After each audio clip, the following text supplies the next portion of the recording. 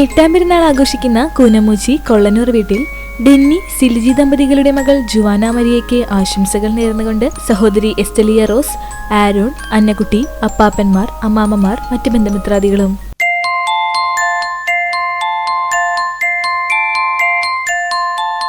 പത്താം പിറന്നാൾ ആഘോഷിക്കുന്ന വേലൂർ വട്ടംപറമ്പിൽ ബിജു പ്രജിത ദമ്പതികളുടെ മകൾ നിവേദിതയ്ക്ക് ആശംസകൾ നേർന്നുകൊണ്ട് അച്ഛൻ, അമ്മ, ചേച്ചി, മറ്റു ബന്ധുമിത്രാദികളും.